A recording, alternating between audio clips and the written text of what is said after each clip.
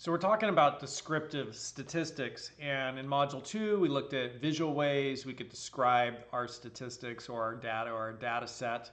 All those words are somewhat interchangeable for me. And in this module, we're going to be looking at numeric ways we could start to describe our data or our data set. So this is descriptive statistics, and we're going to see numeric ways, formulas that we can use. They give us insight into our data and our data sets. This is part of descriptive statistics, and it's the numeric ways we can describe our statistics.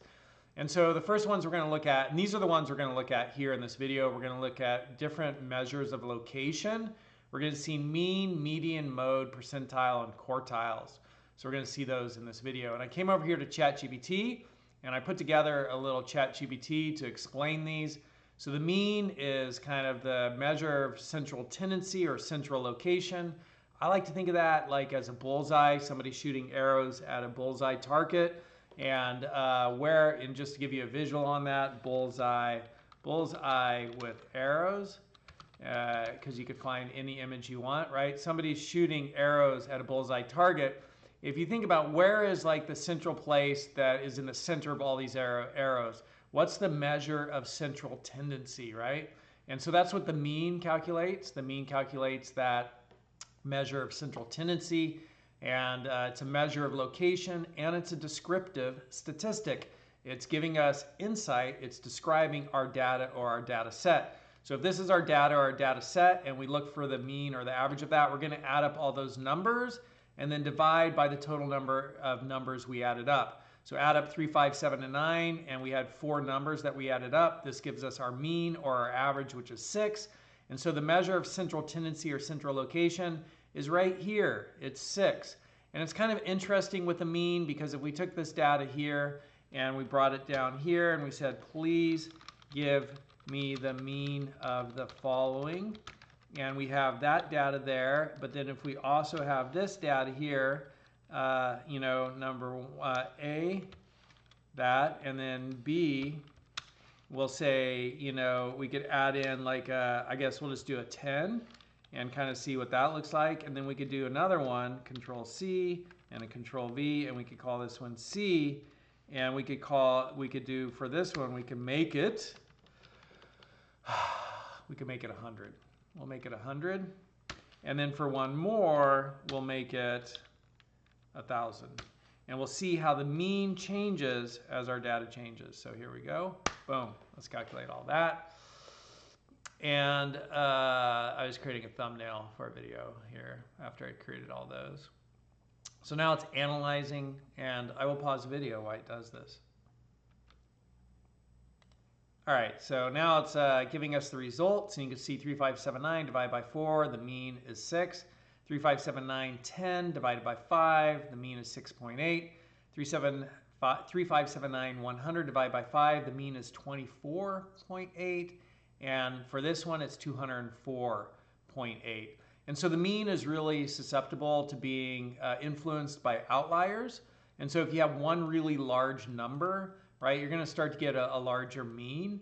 But this is a descriptive statistic. It's one of the ways we could use a numerical formula to describe our data or our data set is with the mean. But the mean is susceptible to influence when you have a single number that is an outlier, really different from all of the other numbers. It's going to influence the mean. That's the mean. That's the first one. The way we would represent mean in statistics, stat notation, so I'm just going to say, I don't know, I'll keep saying statistics, is if we are doing the mean for a population, we would use mu, and we'd say mu is the summation of all of the data. So xi represents each data point. This is the xi, that would be x1, this would be x2, this would be x3, this would be x4. So the I is like an iterative variable, iteration. We are going I is 1, I is 2, I is 3, I is 4. So give me the value at 1, 2, 3, 4. So sum up each of the xi's, the sigma here, that's what that weird looking E, it's a Greek letter sigma. That sigma means add up all of this stuff, and this stuff is each data point, xi, where the I represents each position, 1, 2, 3, 4. And then N is the total number of things in our population, capital N for a population. if we were to have this formula for a sample, instead of using mu here, we're going to use x bar. And so we have this over here, and I'm going to go open that up. We have stats and my downloads. Downloads, let me go to downloads. Downloads, that was downloads. We have stats there, and then here we have stats 3, notation, that's the one I want. And in the notation, we have x bar is the notation for the mean of a sample, and we have small lowercase n to represent the number of items in the sample. So if this formula was written for a sample, this would be x bar, and this would be lowercase n right there, but the rest of it would be the same. The next thing we're going to take a look at is median. The median in the road. So, you know, if I came here, median in the road, and I said, what is the median in the road? The median in the road is the middle part of the road. So here's the median in the road right there. That's the median. There's a picture of it. That's the median. And here's another median in the road, the middle of the road. Here's another median in the road, the middle of the road. Another median. I think kind of medians are fun to look at. Median in the road, Paris. Let's see what they look like. All right, so here are some medians in the road in Paris. That's kind of cool. So the median in roads is the middle of the road, and in statistics, it's the middle of the data. So here, if this is all of my data, the middle of that data is 7. Okay, and oh, that's mode. So here's median. So if this is all of my data right here, the middle of the data, so that would be, this would be the median for this data set right here. The median would be 7 right there. But if we, that's when you have an odd number of pieces of data, odd number of data in your data set. The median is the one that's exactly in the middle. But when you have an even number of data in your data set, the median is the two middle data. I could just say that because data is plural. The two middle pieces of data in your data set added together and divided by 2. So it's the mean, or it's the average of the two middle pieces of data in your data set. And so here that would be 5 plus 7 divided by 2 is 6. So the median here, the middle, would be 6, and here the median would be 5. All right, so that's median. It's the middle point. So we've learned 2 numeric descriptive statistics. Numeric descriptive statistics. So these are formulas that will give us insight into our data. It's descriptive, right? It's descriptive statistics. The mean and the median. And then we have the mode. So the mode is the data that occurs most frequently. And here the data that occurs most frequently is 7. Now if you had data which occurs more than once, so this would be bimodal distribution. So here we have 2 7s and 2 14s. That would be bimodal distribution. Here we have multimodal distribution, 4s, 6s, and 8s. And so the multimodal, so here the numbers 4, 6, and 8 each appear twice and more frequently than the other values, making the distribution multimodal with modes at 4, 6, and 8. So the language is kind of weird in statistics. It's weird to me. But if you do it long enough, it starts to become familiar, just like for most of us. Average is familiar. In statistics, they call it the mean, which, okay, right, that's fine.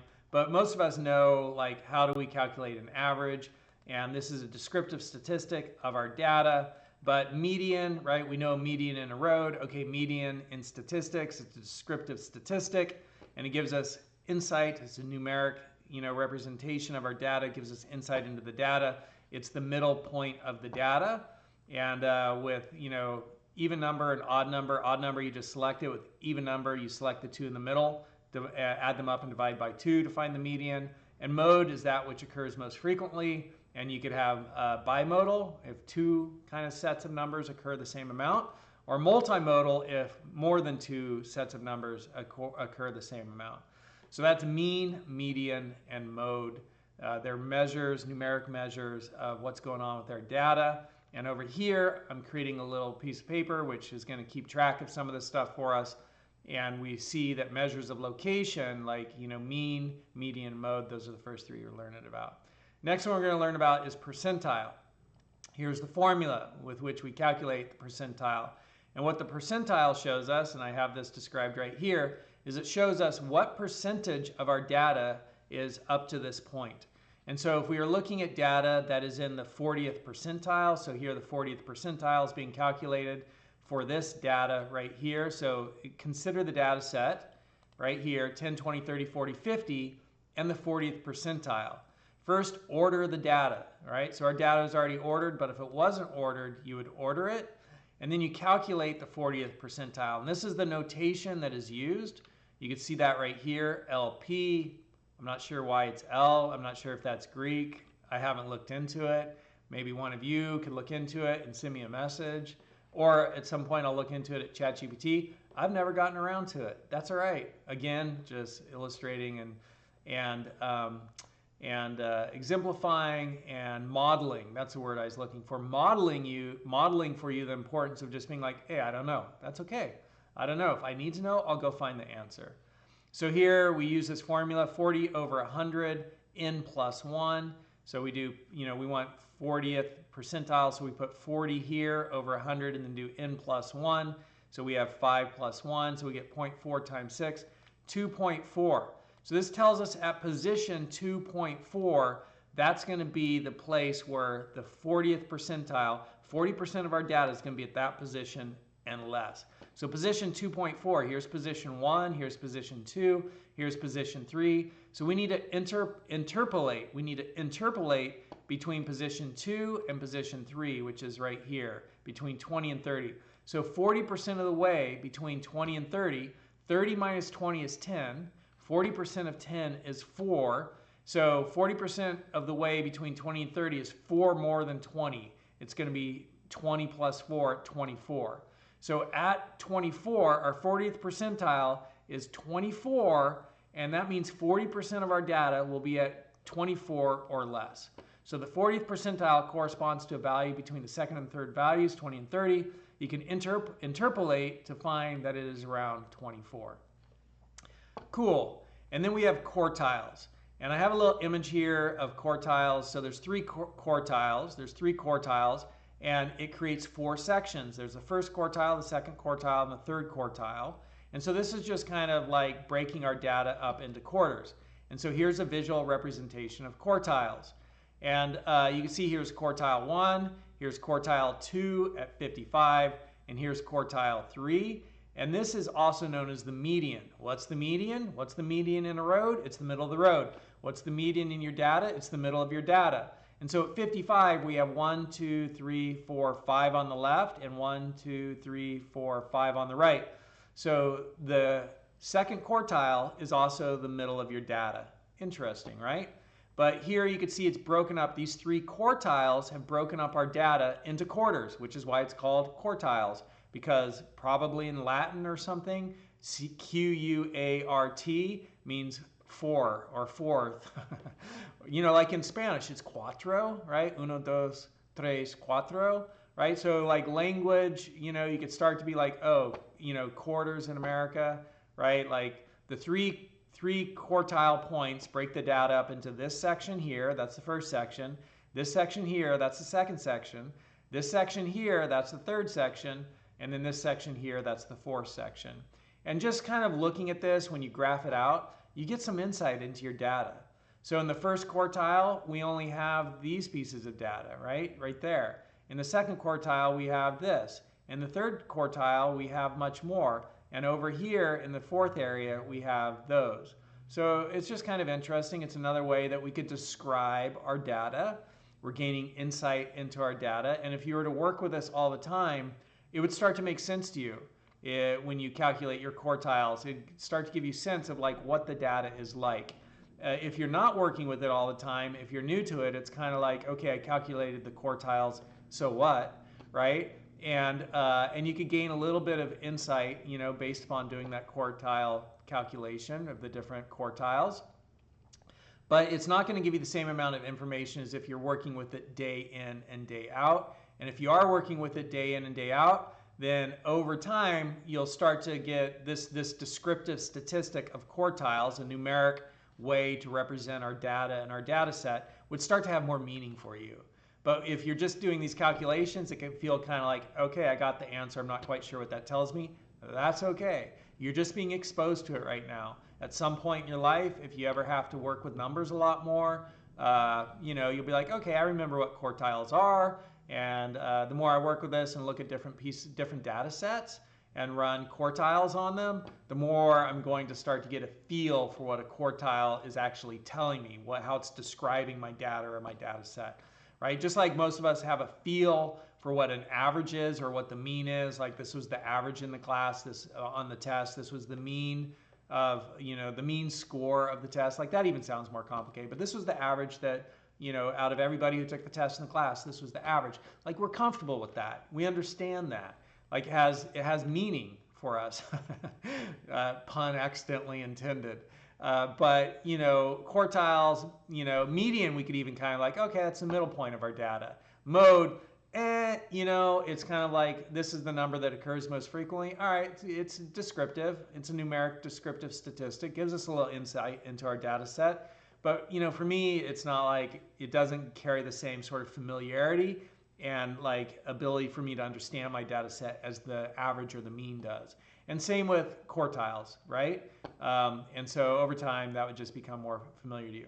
So here we have data, and the first thing is to order the data. So you do that with percentiles and quartiles, and then you calculate, your 25th percentile, 50th percentile, and 75th percentile, and you calculate those just like you did the calculations for percentiles, P over 100. So for the 25th, for the first quartile, it's 25 over 100, and this would be the first quartile. So the first quartile is here to the left, and then we have the second quartile. That's going to be in the middle. It's the 6th position. So 1, 2, 3, 4, 5, 6. This is our median right here. That's also our second quartile. And then we have the third quartile, which is going to be at position 9. And so if that's 6, 7, 8, 9, this is the third quartile. And then if we graph all of that out, and you could just ask ChatGPT to do that, which is what I did down here. So I asked ChatGPT, can you please provide me the visual representation of quartiles in action, perhaps a line with the numbers, showing the numbers in each quartile along the line, right? So, once you get your quartiles, you can kind of get a graph of it and start to get a sense of like how much is in each of these quarters, and that starts to describe your statistics more. So the things we were going for in this video was to learn some new descriptive statistics, some numeric descriptive statistics, which give us insight into how is our data located in the data set, right? Like I think of that kind of like as a scale when we're dealing with a single piece of data. I think of it like as a scale on an axis like this. And how is my data? What's the location of my data? So the mean, right? Where's the middle of the data? Where's the mean? And I think I calculated the mean on this one right here. The mean average of this one is 51.36, so the mean is pretty close to the median on that. But if we had this, if this was 800, right, this would still be the median, but then our mean would be way out here. So the median is less influenced by outlying large pieces of data, right? So if this was 800, our median would still be 55. But our mean, our average would now be like, way out here.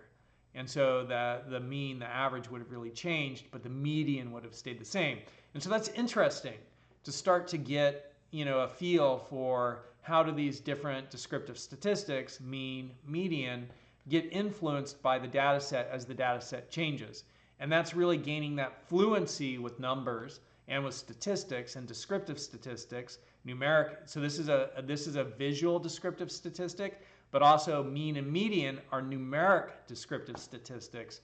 And it's nice to gain some familiarity with like, okay, how are these numeric descriptive statistics, like the mean and the median, how are they influenced by the data in the data set, right? So if we had an outlier, the mean is really going to shift, the median is going to stay constant. So that's kind of cool. Learn those characteristics and the differences between the mean and the median. And then the mode on this one, we can look at this data and we can say, what is the mode? And there's no numbers that repeat in here, so we'd say there's no mode. There's no mode. It's just another way for us to describe the data and the data set, and that's what statistics is about. All right? So that's the mean, the median, the mode, percentiles, and quartiles. See you in the next video where we're going to explore a little bit more, because there's more to explore. See you in the next video.